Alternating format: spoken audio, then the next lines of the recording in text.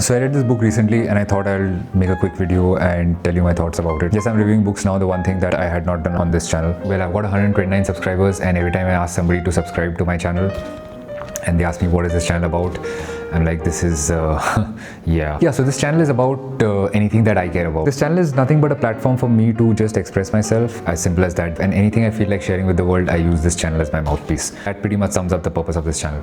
I enjoy reading books, I also enjoy watching movies, so I decided that is probably a good idea for me to document how I feel after I finished a book or finished watching a movie. I want future me to be able to come back and see how I felt after reading a particular book or watching a film.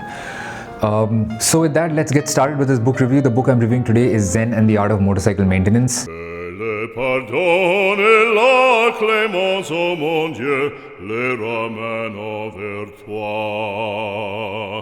But it's not Zen and the Art of Motorcycle Maintenance. This video was supposed to be about that book, but before I could make this video, I finished reading another book, and this video is about that book, which I enjoy reading a lot more than Zen and the Art of Motorcycle Maintenance, and that book is The Remains of the Day by Kazuo Ishiguro.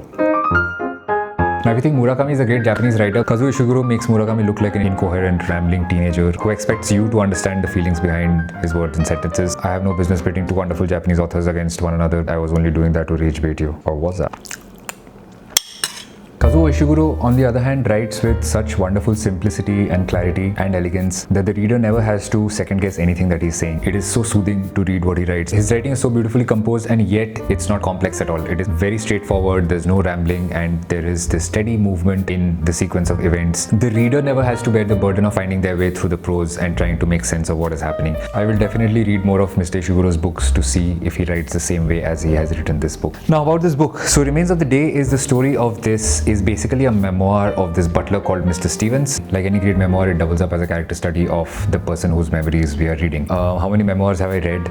This is the first. If you want to read a beautiful dissection of human character but in simple, elegantly written prose without a complex plot, you will find this book thoroughly endearing and enjoyable. This book explores themes such as dignity, loyalty, and duty, and looks at, from Butler's perspective, how one may identify and serve one's purpose in life. This book is short, it's about 260 pages. It is very straightforward and surprisingly emotional. I struggle with most books, even with Murakami, whose writing is also very simple. This is one of those rare books that I enjoyed from cover to cover without a single dull moment. This book won the Booker Prize, and I can definitely say that Booker Prize winning books tend to be far more complex and are not for mere mortals like me. Themes and ideas that I enjoyed in this book. I really enjoyed Mr. Stevens's humility, simplicity, and his general perspective on life. The theme of how a person can live a deeply fulfilling life of service without any desire for limelight or recognition or importance, for that matter, is something that is very, very important in today's day and age, where social media has kind of made only one thing important, and that is recognition. Everybody is kind of questioning the significance of what they're doing or questioning their own purpose. So this book is a refreshing perspective on how picking a cause and committing to it is far more important than the constant search for a great cause. Another theme that the book explores in one of the chapters is social hierarchy, and how we can, instead of rejecting our circumstances, accept our place in society and be of service to humanity precisely from wherever we are and through whatever we do. This book kind of draws a very clear distinction between those who do the work and those who are constantly trying to question everything and challenge the system. There is the sincere worker who immerses himself deep into whatever he does, and then there's the egoistic intellectual who's perpetually dissatisfied with his place in society despite it being wholly out of his scope to drive any significant change in affairs. Such people may put up a great fight for their cause, but it's futile compared to what can be achieved through accepting one's position and committing to a life of service. When choosing a master, there comes a time when one must stop their search, stop questioning, and commit. I found this very relevant for today because everybody thinks that they can change the world in some way. The truth is that most of us in our entire lifetimes will never even come close to doing anything that directly changes the world. In the words of Mr. Stevens, the fact is, such great affairs will always be beyond the understanding of those such as you and me, and those of us who wish to make our mark must realize that the best way to do so is by concentrating on what is within our realm. That is to say, by devoting our attention to providing the best possible service to those great gentlemen in whose hands the destiny of civilization truly lies.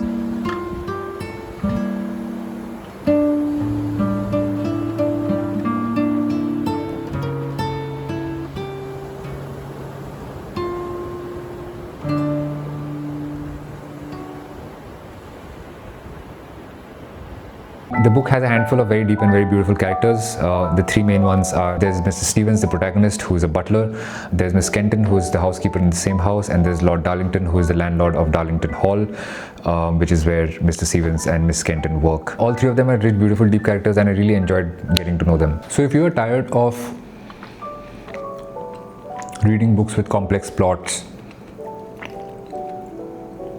with whimsical narratives where the author is busy demonstrating their artistry, this book will gently take you by the hand and show you a handful of beautiful human portraits without you having to exert any mental strength whatsoever. Fun fact, the number of words in this book that I did not know the meaning of would be about 2 or 3. For me, this was a 4.5 out of 5 stars book.